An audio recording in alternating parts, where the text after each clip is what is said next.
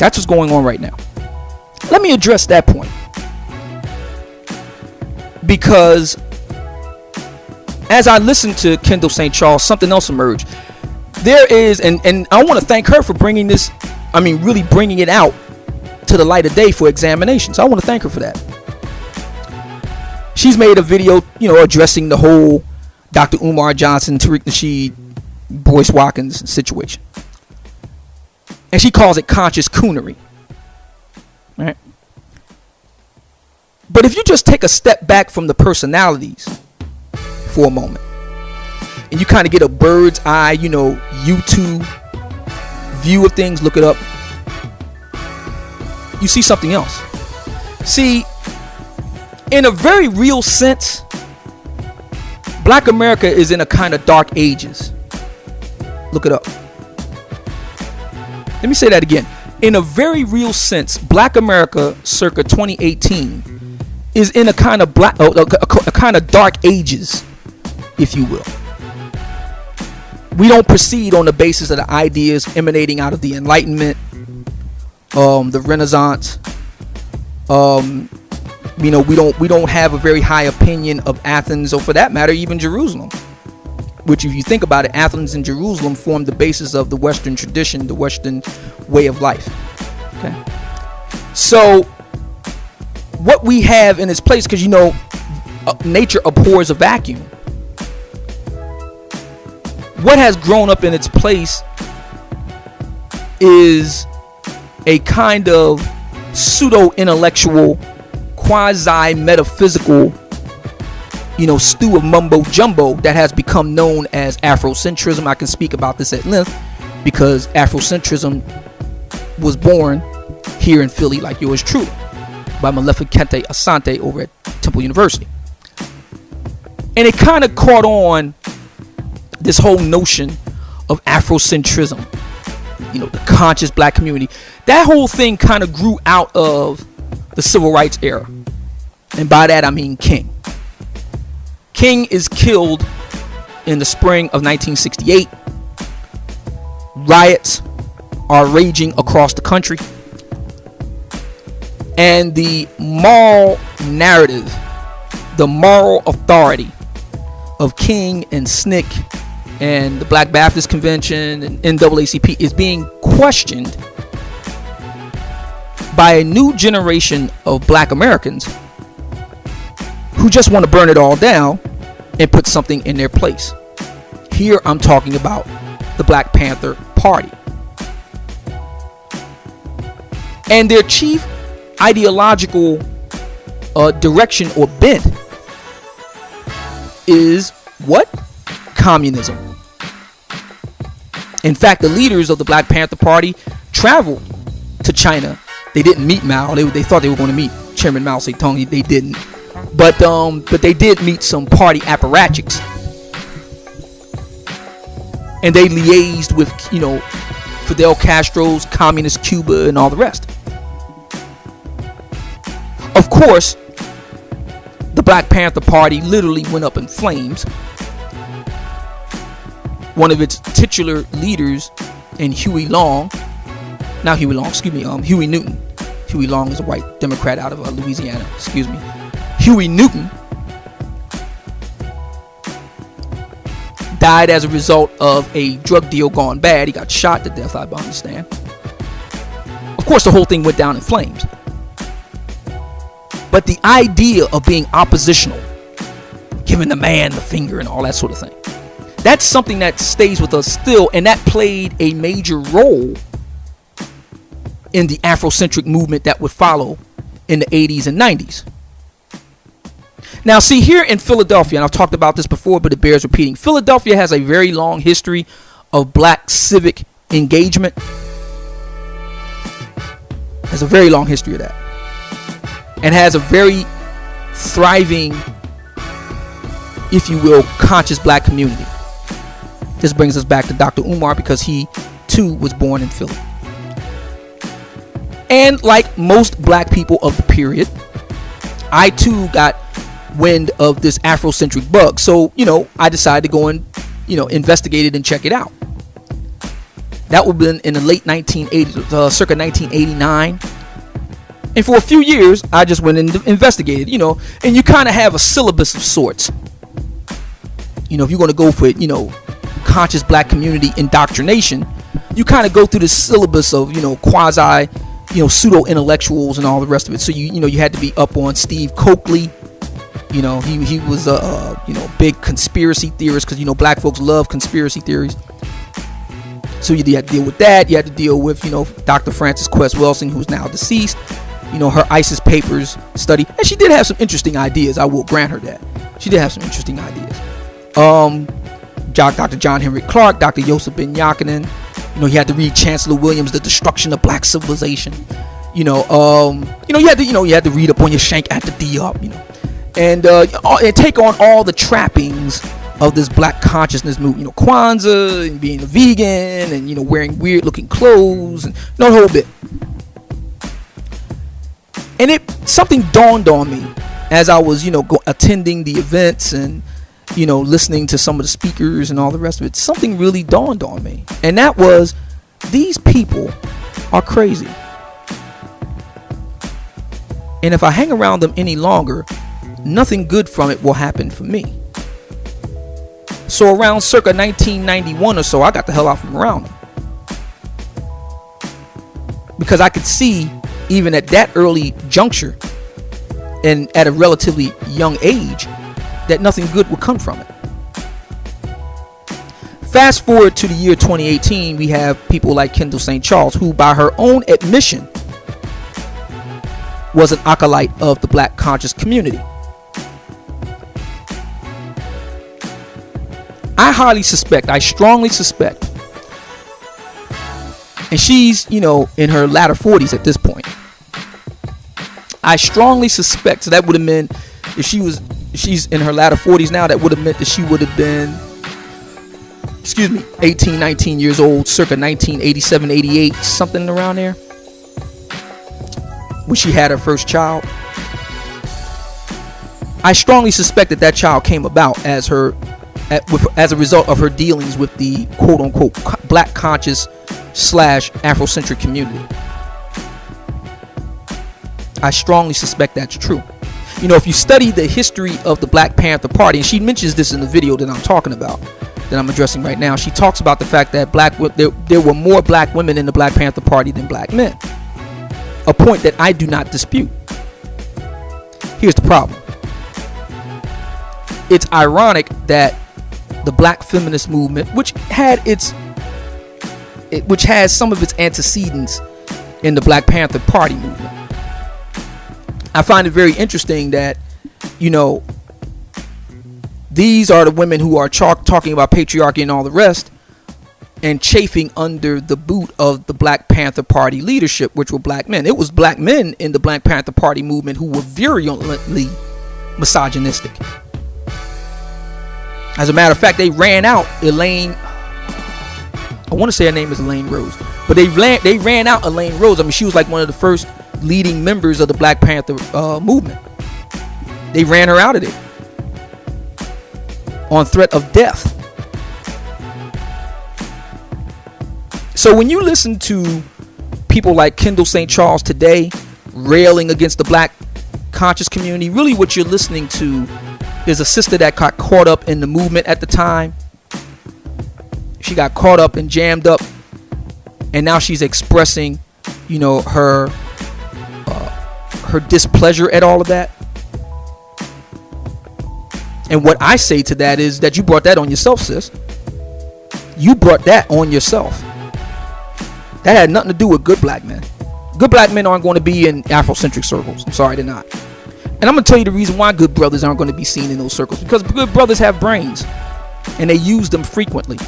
And they're going to take a good, hard look at the people who frequent these forums and come to the same conclusion that I did.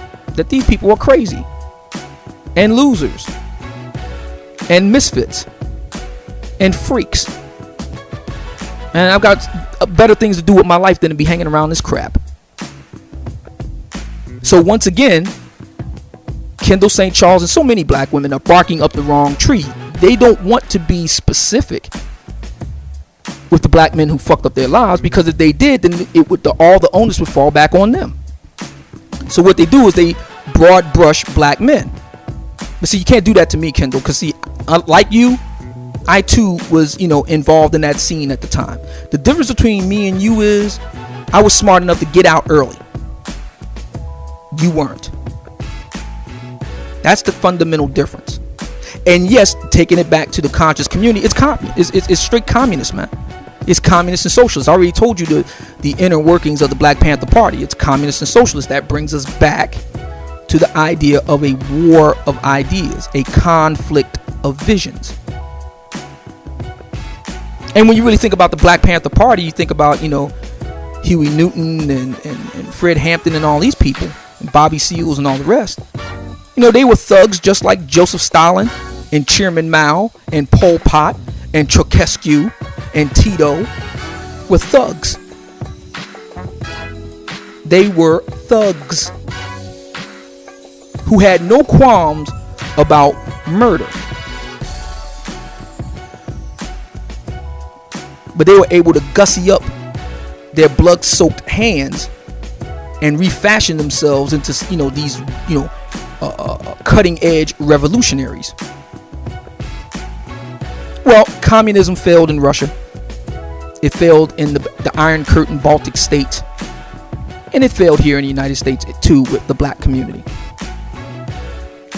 Unfortunately, quite a few black women by then got caught up.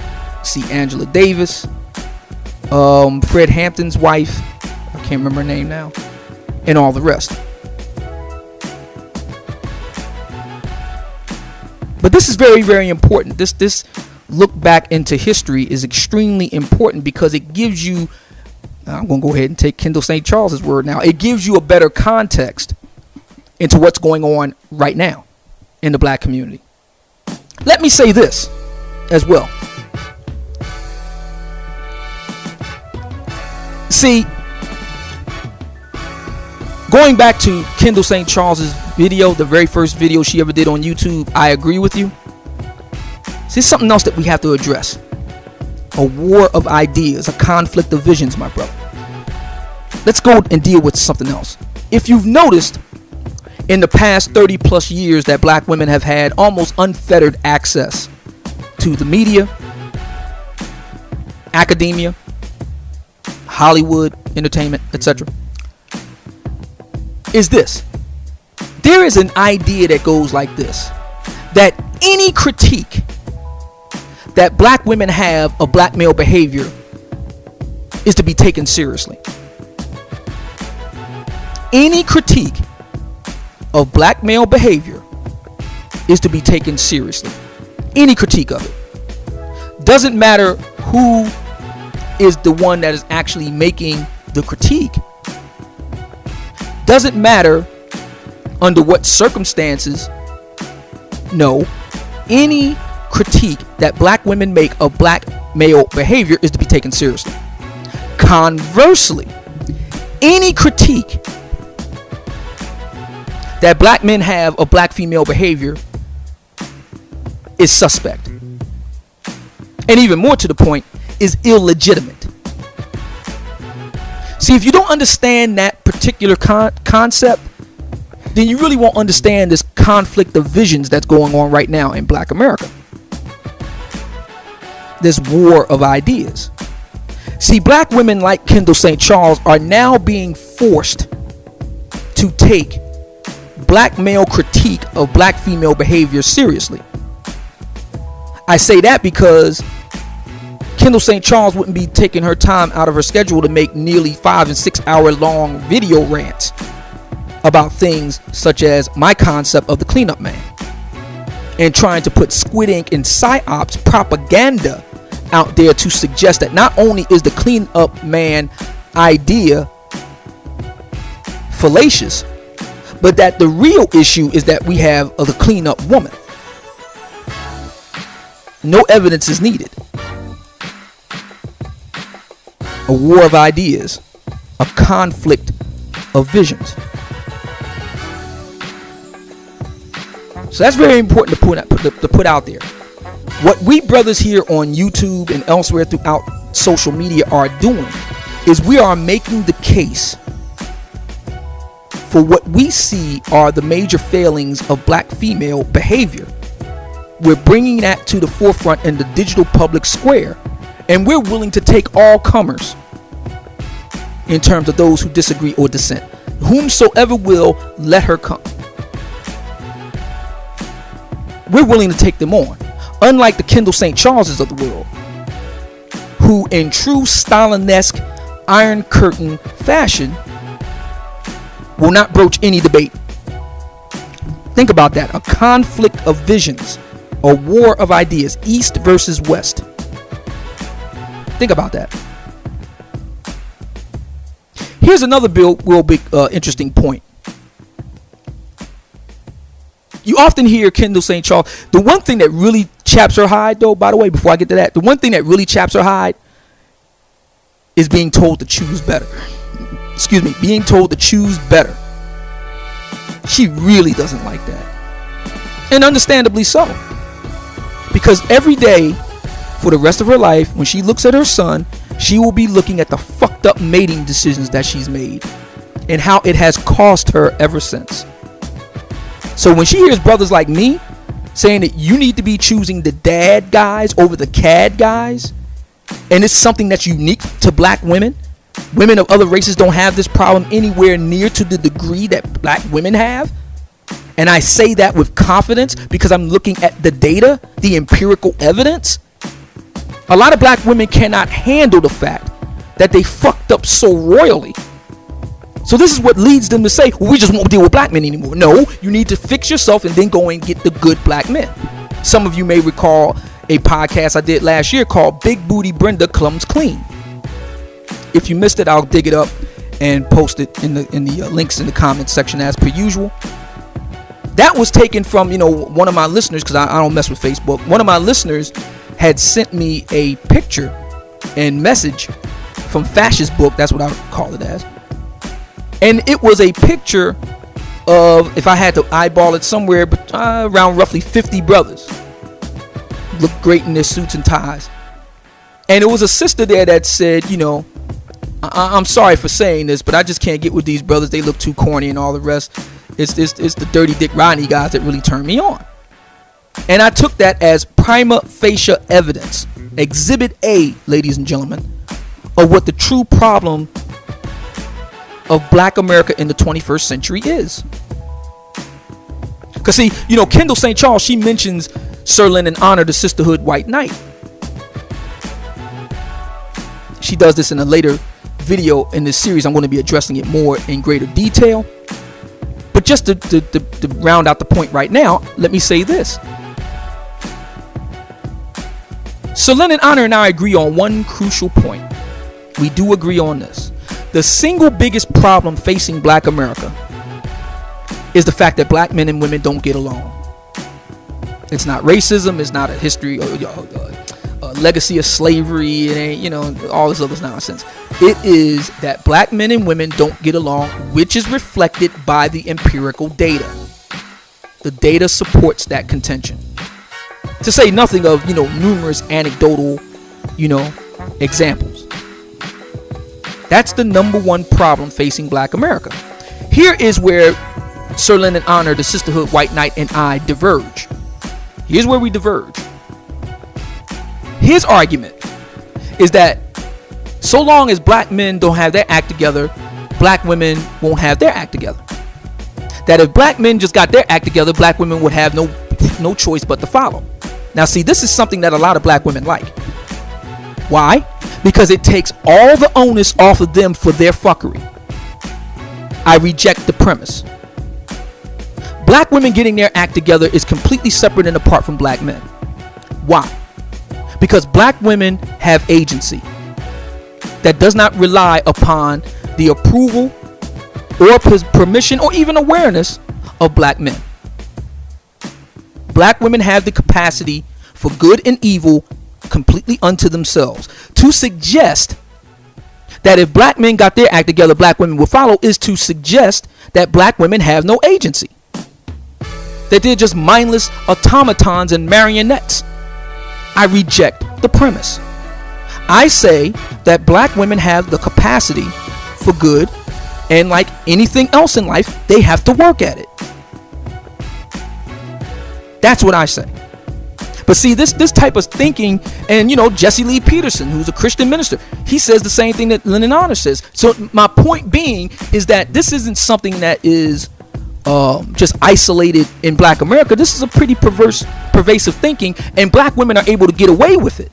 The same black women who are so strong and independent. And note, here's something else. Kendall St. Charles, Darth Hideous, Deborah Cooper, a number of black women will say, well, if we're strong and independent, you made me do that. The devil made me do it strategy. The Twinkies defense. Look it up. No, you chose to be that way. Nobody made you do anything. You chose to be like that. You chose to be the boss bitch. You chose to be bellicose. You chose to be belligerent. You chose to be morbidly obese. You chose to be with ain't shit men and thinking you can change a cat into a dad. No, you did that.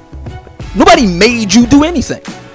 You did it. And so since that's true, now the onus is on you to fix it. See, the solution here is that black women simply just do what works. I was watching a presentation by Jason Riley. He's been working over at the Wall Street Journal now for better part of 20 years, I guess. Probably longer than that. Has a very interesting book out called False Black Power. False Black Power. I'll put up some presentations that he's made on this point. And his thesis is that the reason why black America can't seem to get its act together is because they chose political engagement, Black Panther Party, over personal self-development, which begins with black men and black women getting along.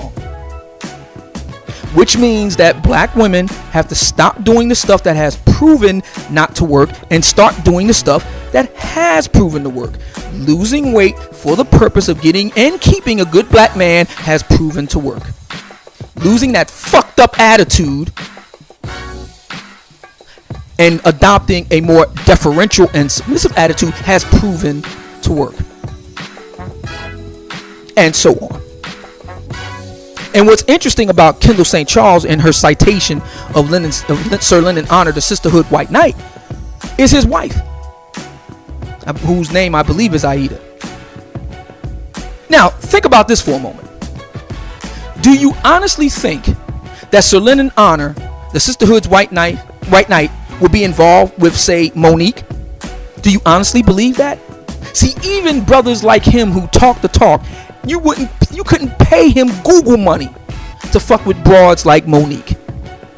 Think on that for a minute. Think on that for a minute. Compare his wife to Monique. If anything, Sir Lennon Honor is living proof of what works if you're a woman in black America. You want a good man? That's how you need to act more like her. He's living proof of that. So again, I want to thank Kendall St. Charles for mentioning him, because he proves my point. Now, of course, Kendall St. Charles's response to all of this, and she makes this clear in her video presentation, well, why should I submit to you? Black man, you haven't built infrastructure. You haven't built this. You haven't done that. Therefore, you do not qualify for my submitting to you. And this is something that has been going on in the black community for some time. This is a major talking point of black women. I'm not going to submit to you because thus and so. You haven't built anything. Let me read to you a piece that Kendall St. Charles published on her Ace Boon Coon Crystalline Chock Full of Nuts Karazan's website Beyond Black and White on October 7th, 2017. Title: Kendall St. Charles, Black Women Demand More of White Men. A very interesting conversation came to pass when I created this meme and distributed throughout our social media pages. There were quite a few quotes that stood out to me that we should discuss. They were always free. They lacked the courage of their convictions like the Lovings. I'm sorry, but they were always free. We're living in a white man's world. They set the laws, the tone, etc. for nearly everything. They lack courage and the cojones. Edited and added, not all white men. I don't mean to be rude. JS. Just saying. Here's the truth of it, Carrison writes. The average Joe living in Alabama in 1950 who loved the cute country girl did not have the power as an individual to change laws and social hierarchies that were well established before he was even born. Tom in Mississippi did not have the power to not get fired from his job for having a black wife and a half-black kids at home. Jimmy Joe did not have the power to keep the Ku Klux Klan from burning his crosses on his front lawn for being a nigger lover. Individual white men did not have any special powers to magically make all that stuff go away. But often there's this judgment and lack of historical contextualizing. See, there goes that word again, which means is historical rationalizing. Black women engage in whenever we have these discussions. A lot of times black women expect one man to conquer the world and give up everything and risk everyone's life with constant stress of being victimized by people who are against him, and if he doesn't choose that, he's a cowardly piece of shit.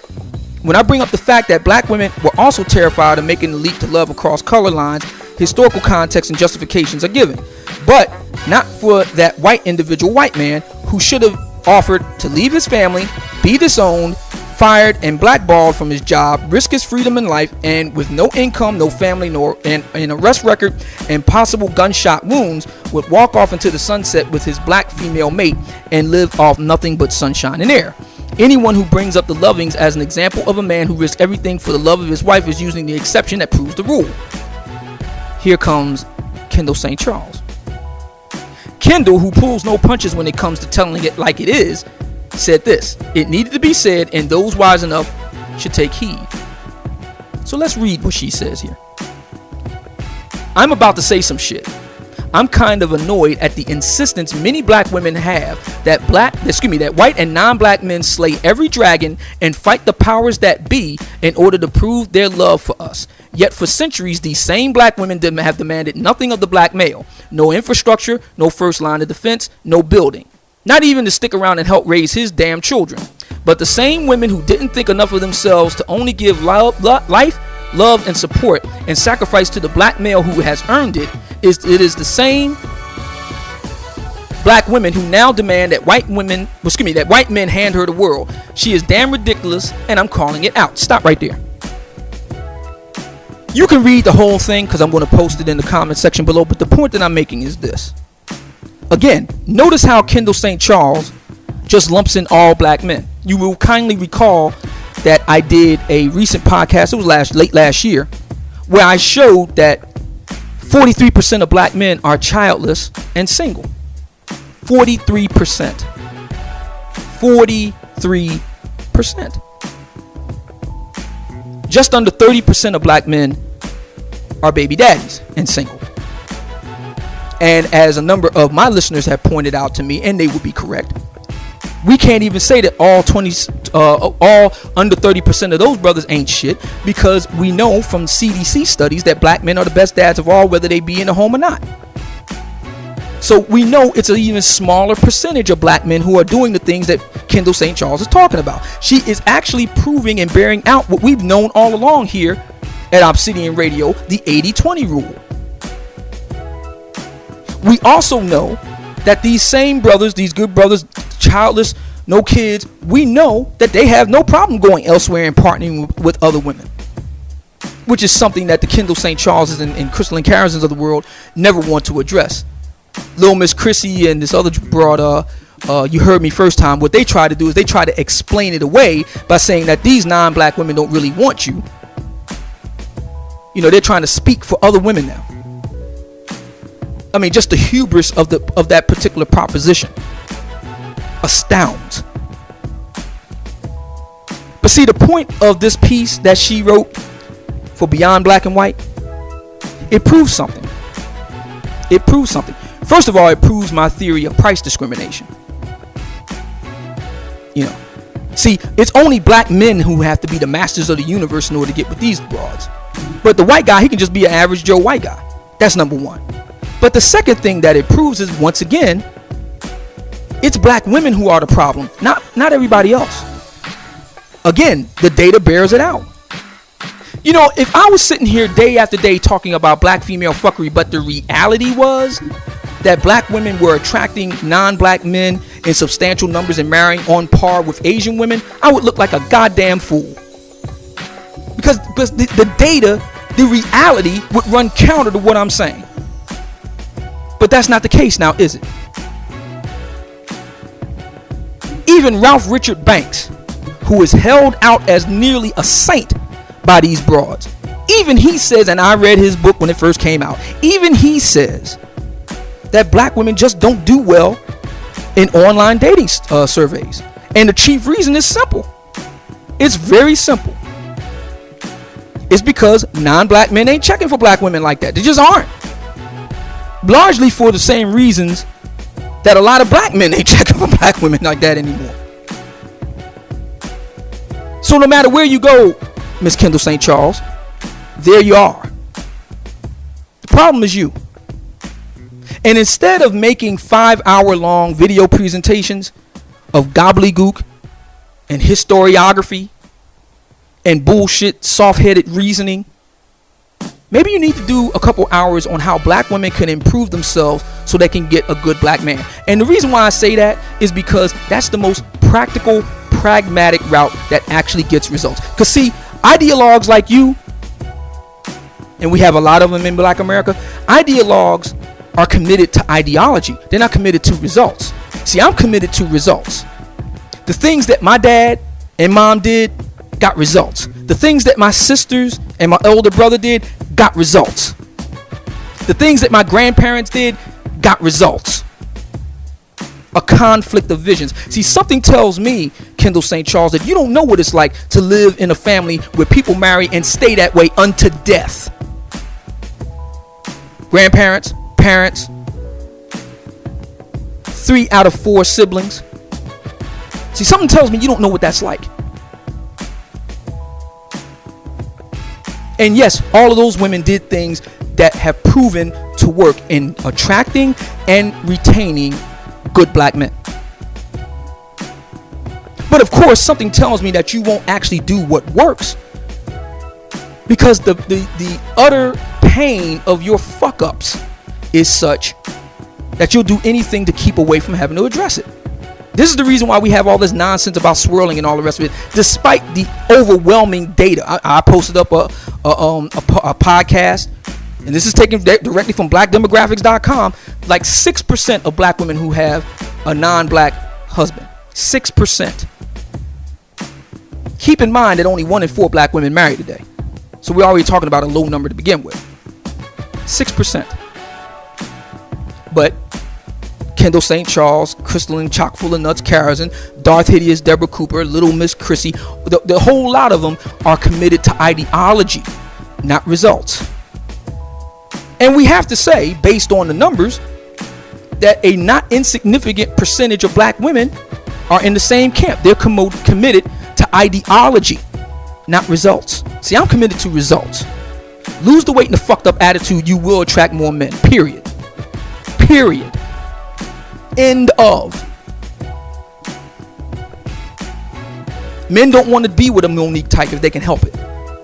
And even those who do so just long enough to get what they need and get the hell out of there. Now, I believe there's been some talk about Monique's having an open marriage or whatever. I can understand that.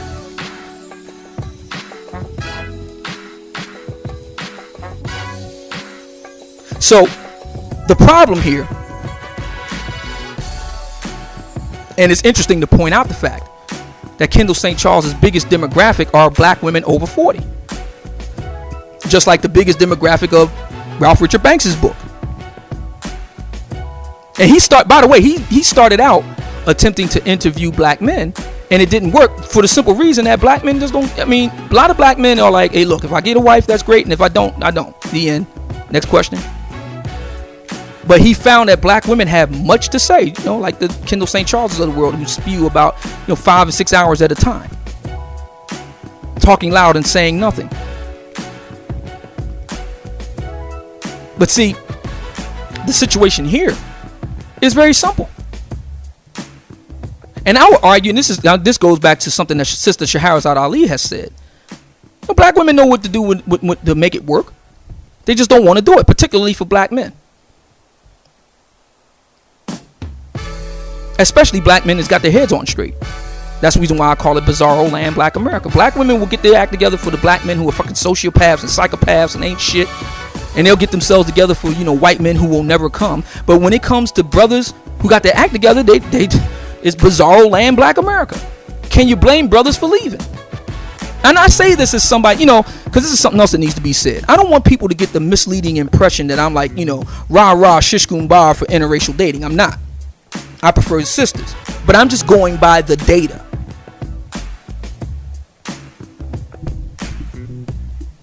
So, I guess I pretty much touched on everything I mean to do here in this segment. I will be addressing other segments by Kendall St. Charles because it's time that we had an actual conversation. And if it means that we have to do it in a proxy kind of manner instead of one-on-one directly, I'm here for it. The very fact that Kendall St. Charles is responding to me tells me not only that I'm doing my job, but that there is a real conversation happening. A conflict of visions, a war of ideas, East versus West.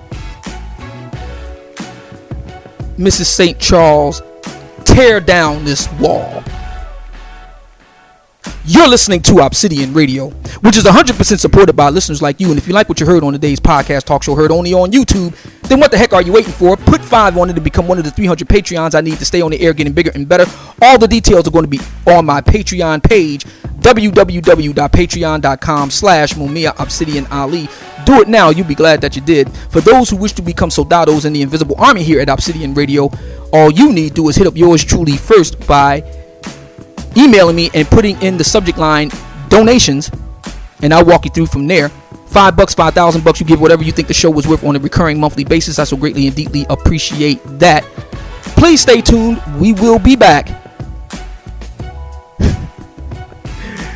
Peace.